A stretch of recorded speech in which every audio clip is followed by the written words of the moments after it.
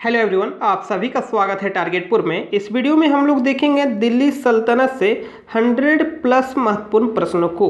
यदि आप इस चैनल पर नए हैं, चैनल को सब्सक्राइब कर लें, वीडियो को शेयर करें, लाइक करना नहीं भूलें। तो चलिए शुरू करते हैं। उससे पहले यदि आप लोग टेलीग्राम में नहीं ज्वाइन किए तो टेलीग्राम चैनल का लिंक डिस्क्रिप्शन में है, आप लोग टेलीग्राम में अवश्य ज्वाइन हो जाए। देखिए, आज का पहला प्रश्न है, भारत पर प्रथम मुस्लिम आक्रमण कब हुआ?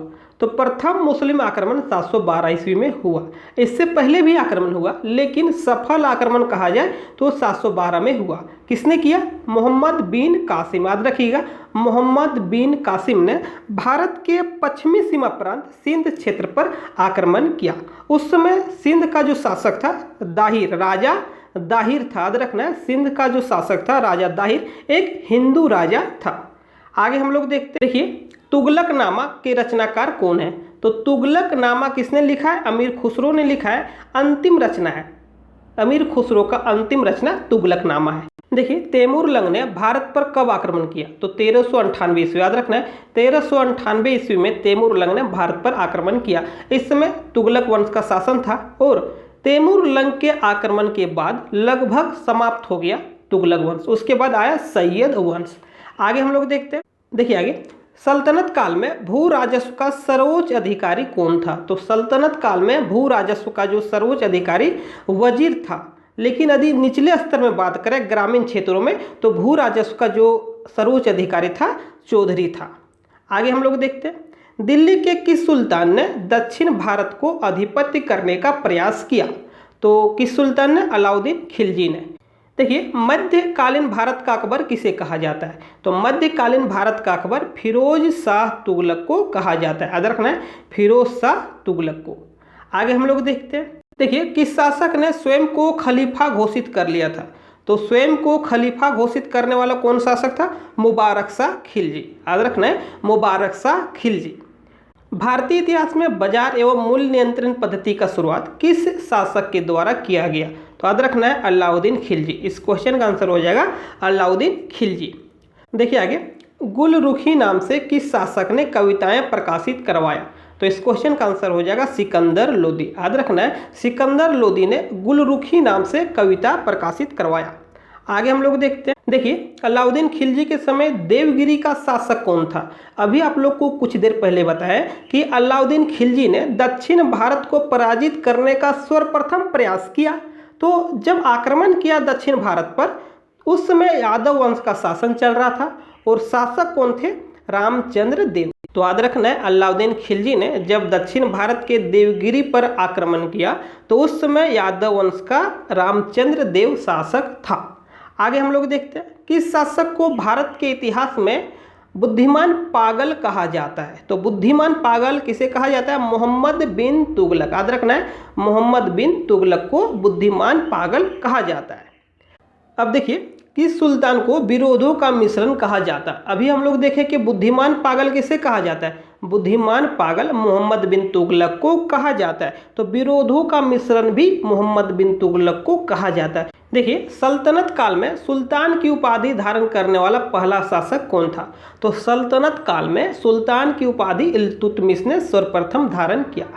आगे हम लोग देखिए, अरबों द्वारा सिंध पर विजय का वर्णन किस पुस्तक में किया गया है? तो अरबों द्वारा सिंध पर विजय का वर्णन चचनामा पुस्तक में किया गया है। अली अहमद ने इस पुस्तक को लिखा है अरबी भाषा में। याद रखना है, अली अहमद के द्वारा इस पुस्तक को लिखा गया है अरबी भाषा में। और इस पुस्तक में क्या चीज़ का जिक्र है? तो अरबों द्वारा सिंध पर विजय का वर्णन है। आगे हम लोग देखते हैं, किताब उल आमिनी के लेखक कौन है? तो किताब उल आमिनी के लेखक उत्बी हैं। देखिए, दिल्ली सल्तनत काल का एकमात्र शासक जिसकी मृत्यु युद्ध के दौरान हो गई थी, तो इस शासक का नाम है इब्राहिम लोदी। 1526 ईस्वी में पानीपत का प्रथम युद्ध में बाबर के द्वारा मारा गया। आगे हम लोग देखते हैं, भूमि मापने की इकाई गज ए सिकंदरी का प्रचलन दिल्ली के किस सुल्तान ने करवाया? तो गज ए सिकंदरी सिकंदर लोदी। याद रखना है, गज ए सिकंदरी का प्रचलन सिकंदर लोदी ने करवाया। आगे देखिए, सर्वप्रथम जजिया कर का शुरुआत किसने किया? तो सर्वप्रथम जजिया कर का शुरुआत मोहम्मद बिन कासिम ने किया। देखिए, शाहनामा के लेखक कौन है? तो शाहनामा के लेखक फिरदौसी है। तहकीक ये हिंद या तो किताब उल हिंद के लेखक कौन है? दोनों एक ही पुस्तक है, नाम अलग अलग है। तहकीक ये हिंद या तो किताब उल हिंद के लेखक कौन है? तो इस पुस्तक के लेखक अल-बरूनी है और इस पुस्तक को अरबी भाषा में लिखा गया है। चचनामा के लेखक कौन है? अभी बताएं, अली अहमद, या तो एक और नाम है अली कुफी। अली अहमद और अली कुफी एक ही नाम है। देखिए, लाख बख्श किसे कहा जाता है? पील बख्श किसे कहा जाता है? एवं कुरान खवा किसे कहा जाता है? तो ये सभी जो उपनाम है कुतुबुद्दीन ऐबक का है। कुतुबुद्दीन ऐबक मोहम्मद गोरी का गुलाम था। याद रखना है, कुतुबुद्दीन ऐबक मोहम्मद गोरी का गुलाम था और कुतुबुद्दीन ऐबक का गुलाम इल्तुतमिश था। हम लोग आगे क्वेश्चन देखेंगे, उसमें हम लोग देखेंगे कि गुलामों का गुलाम किसे कहा जाता है। चलिए आगे हम लोग देखते हैं। 2.5 दिन का झोपड़ा अजमेर में निर्माण किया गया, तो किसने निर्माण करवाया? तो याद रखना है, कुतुबुद्दीन ऐबक ने। देखिए, दिल्ली में स्थित कुतुब मीनार का नींव किसने रखा? तो कुतुब मीनार का नींव कुतुबुद्दीन ऐबक ने रखा। आगे हम लोग देखते हैं, विशुद्ध इस्लामिक शैली पर निर्मित पहला मकबरा किसने बनवाया? तो विशुद्ध इस्लामिक शैली पर निर्मित बलबन ने पहला मकबरा बनवाया। आगे देखिए, किस शासक के शासनकाल में सिंचाई कर लगाया गया था? तो फिरोज शाह तुगलक के समय सिंचाई कर लगाया गया था, जो उपज का 1/10 भाग था। देखिए, गुलाम वंश का जो वास्तविक संस्थापक किसे माना गया है? तो गुलाम वंश का वास्तविक संस्थापक इल्तुतमिश को माना जाता है। आगे हम लोग देखते हैं, दिल्ली सल्तनत में सबसे लंबा शासनकाल किसका रहा? तो दिल्ली सल्तनत में देखिए बहलोल लोदी का सबसे लंबा शासनकाल रहा है। आगे हम लोग देखिए, सल्तनत काल में कौन सा वंश अफगान मुसलमानों द्वारा स्थापित किया गया था? तो याद रखना है, अफगान मुसलमानों के द्वारा लोदी वंश, कौन सा वंश? लोदी वंश को स्थापित किया गया था। आगे हम लोग देखते हैं, देखिए कुतुब उल इस्लाम मस्जिद जो दिल्ली में है, इसका निर्माण किस शासक के द्वारा कराया गया था? तो कुतुब उल इस्लाम मस्जिद का निर्माण कुतुबुद्दीन ऐबक के द्वारा कराया गया था। आगे हम लोग देखते हैं, देखिए अलई दरवाजा का निर्माण अलाउद्दीन खिलजी के द्वारा कराया गया। सिरी का किला भी अलाउद्दीन खिलजी के द्वारा, और जम्मैयत खान मस्जिद का भी निर्माण अलाउद्दीन खिलजी के द्वारा किया गया। आगे हम लोग देखते हैं, दिल्ली सल्तनत का वह कौन सा शासक था जो टोपी सीकर अपना जीवन यापन करता था? तो याद रखना है, नसरुद्दीन मोहम्मद। इस क्वेश्चन का आंसर हो जाएगा नसरुद्दीन मोहम्मद। किसे गुलामों का गुलाम कहा जाता है? देखिए, अभी आप लोग को कुछ देर पहले बताएं कि मोहम्मद गोरी का गुलाम था कुतुबुद्दीन ऐबक, और कुतुबुद्दीन ऐबक का गुलाम है इल्तुतमिश। याद रखना है, कुतुबुद्दीन ऐबक का गुलाम है इल्तुतमिश, इसलिए गुलामों का गुलाम इल्तुतमिश को कहा जाता है। देखिए, किस सुल्तान ने इक्ता प्रथा का शुरुआत किया? तो इक्ता प्रथा का शुरुआत इल्तुतमिश के द्वारा किया गया। देखिए, भारत में मकबरा निर्माण शैली का जन्मदाता किसे कहा जाता है? तो भारत में मकबरा निर्माण शैली का जन्मदाता इल्तुतमिश को कहा जाता है। कुछ देर पहले हम लोग देखे थे, भारत में विशुद्ध इस्लामिक शैली का जो मकबरा सर्वप्रथम किसने बनवाया था? तो बलबन ने। याद रखना है, बलबन। लेकिन यहाँ पर क्वेश्चन थोड़ा सा डिफरेंस है।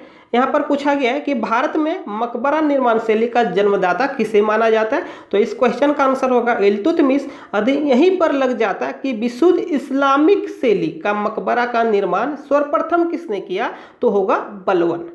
आगे हम लोग देखते हैं, सुल्तानगढ़ी का मकबरा किसने बनाया? तो सुल्तानगढ़ी का मकबरा इल्तुतमिश ने बनाया।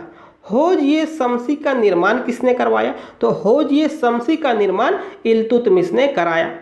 शमसी ईदगाह का निर्माण किसने करवाया? तो इल्तुतमिश ने कराया।